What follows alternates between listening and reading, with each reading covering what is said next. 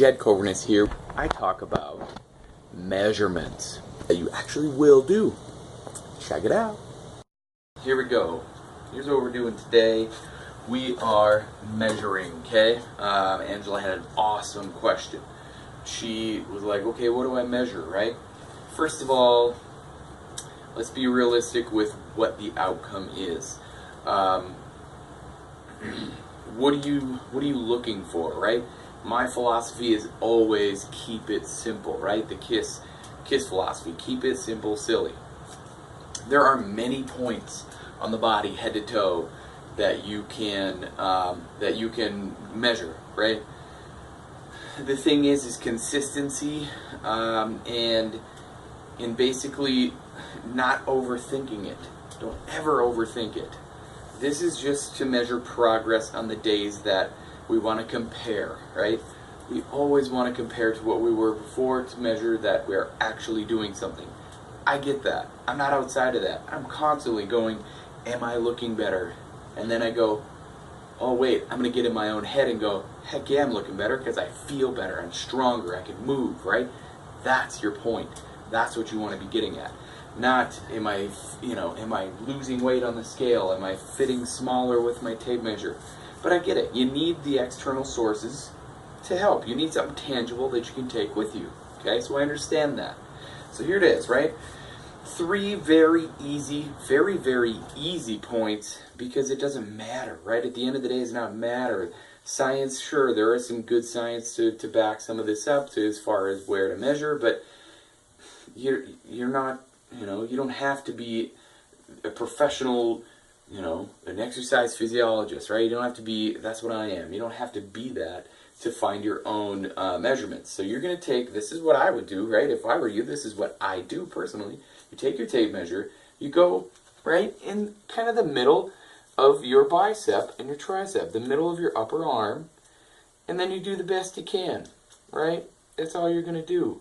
You're going to be consistent with it. You're going to have the exact same amount of clothing on every time. You're going to measure, right? So I get, which looks like 33 3/4, okay? That's what mine looks like, 33 3/4, okay? Your next measurement, forget everything else, right? If you want to do busts and stuff like that, great. That's, just before the delt meets right into the attachment. That's just a little bit too obsessive, because then you're going, well, is that too high or is that too low, or what should I do? Then you get overwhelmed and then you do nothing.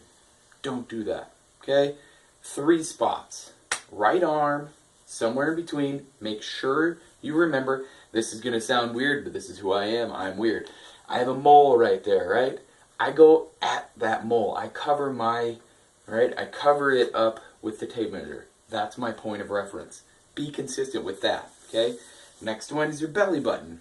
Everybody, shouldn't say everybody, but most people have a belly button, okay? There's some people out there that don't, and that's okay. But find your belly button and measure around that, okay? Find your belly button and measure around that.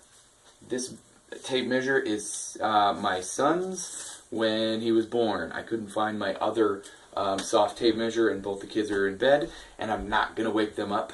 Sorry, but I'm not. Once they're asleep, they're asleep, right? So you're going to go around your belly button and you're going to measure that. So how do you know, right? You can either let it all out, you can inhale and keep it out. Whatever that is, whatever that looks like for you, you're going to keep it consistent. So what I do is I try to relax as much as I can, find my belly button, I bring it around, and then I measure, right? Because at that point, I'm not flexing anything, I'm not turning any muscle, or flexing any muscle to make anything go away or pop out, whatever it is, and that's how I stay consistent with what I have in here. And that you can tell right away, okay? This is something where it usually comes off last for a lot of people, but that you still will see progress with a belly button measurement, okay? The other part is legs, right? So right here, okay, you're gonna go somewhere in between the kneecap and the hip, right? That's it. Don't have to do, because you can do like the top of the hips, you gotta find, where your hip joint is. Doesn't matter, keep it simple, right? wherever it is, go on your leg. I usually just go right in the middle of my thigh, and I stay right there, right? So if you would flex, if a person flexes, you got, you know, some muscle all the way in between, you know, you got your vastus medialis, you got your vastus lateralis, right? You may not know what that looks like or feels like, and that's okay. So that's why you don't need to worry about that. You're just going to go right in the middle and find your landmark, right? Find a landmark where you're like, okay, and stay consistent with it, right? Stay consistent with wherever you're at. I have 24 inches, okay?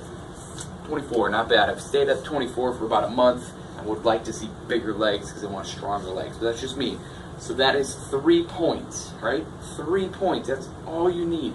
Stay consistent. And now, if you're like, well, I don't want to lift up my leg, whatever it be, go over your clothes, which will add to it, the circumference, but that's okay. And then wear these clothes again while you measure. Because if you take all the variables out of what you're measuring with, use the same measuring tape, go at the same time of day, go with the same clothes you're wearing. If you need a partner to do it, have your partner do it, but keep it consistent with the same partner, right? Consistency. Take out all the variables of the measurement, right? Variables meaning like it could be a ½ inch up or down, whatever. You're going to get as close as you can. If you're off an 1/8 of an inch, if you're off a 1/16 of an inch or a millimeter or a centimeter, I mean, you know, it doesn't matter, right? This is for this at the end of the day. It's for mental. It's for your mental game. Okay? Give that a shot. 3 points of measurement. Everybody believes in you. Now you just have to look in that mirror and you have to believe in you.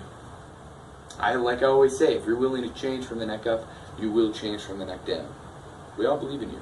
Your turn. Bye for now.